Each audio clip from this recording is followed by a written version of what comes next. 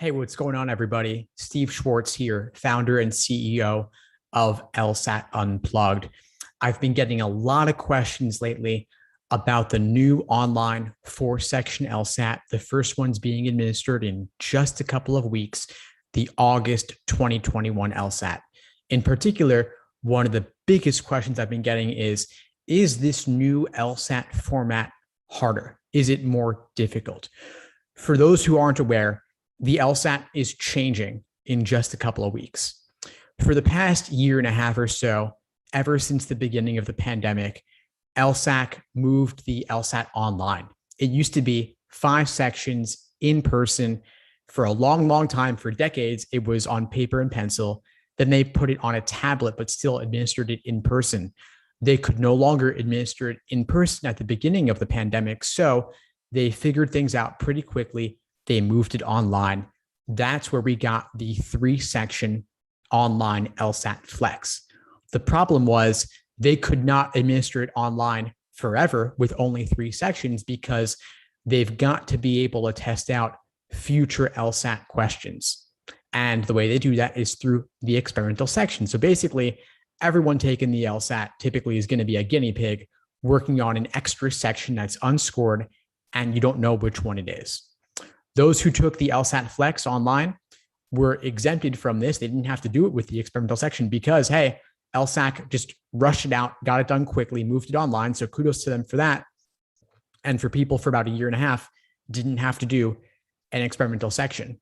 But nothing good lasts forever. And LSAC eventually said to themselves, hey, we've only got so many LSAT questions in the bank. We've got to be able to test out the future ones. And so that's why they're bringing in this unscored experimental section for the new 4-section LSAT. So is the 4-section version harder? Yes and no. On the one hand, it's definitely harder to do a 4-section exam than a 3-section exam, and not knowing which section doesn't count is not the most fun thing to be doing. It kind of sucks, honestly, just because you're doing extra work and you don't know which section is unscored. So you have to give your full effort to every single one. The experimental section doesn't look and feel any different than the scored sections. It's not like LSAC is testing out some radical new question type on test day. It's going to be one of your logic games, logical reasoning, or reading comprehension sections. It's going to look and feel pretty much the same. To be honest, even I don't think I'd be able to tell the difference between the unscored and the scored sections if I was taking it. They're not looking to test out, is this a good question or not? Maybe that's part of it, but largely they're looking to calibrate the difficulty level of the section as a whole.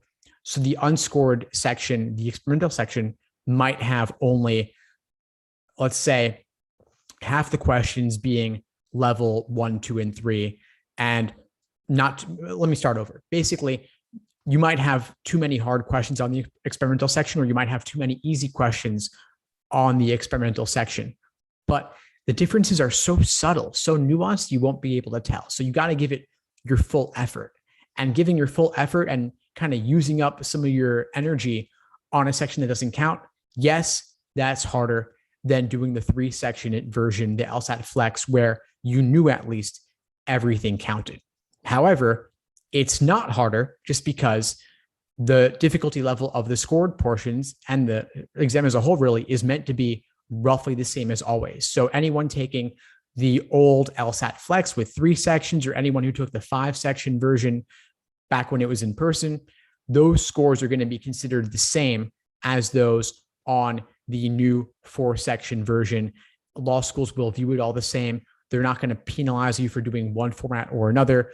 A 170 on the LSAT Flex will be viewed the same as a 170 on the 4-section version, as well as a 170 on the old in-person version. They're all going to be viewed equally. And LSAC does a lot of work to calibrate the difficulty level of one test form to another, regardless of which format you take.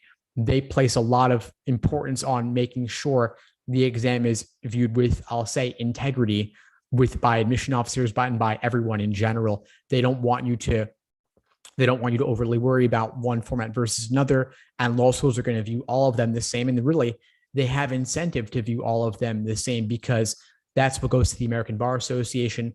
That's what goes to US News for the ever important US News Law School rankings. And so whether you're stressed about the experimental section or not, don't worry, give it your full effort and know that you can always figure it out afterwards by talking with other people online. LSAT does permit some vague general discussion about which logic game section was scored, which one was experimental. And by the way, it's not like everyone's getting the same experimental section on test day itself.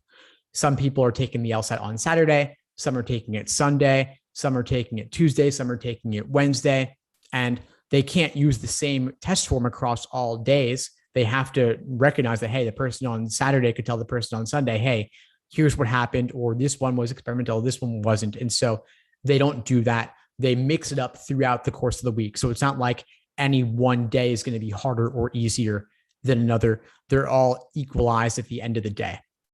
So anyway, folks, that's all for now.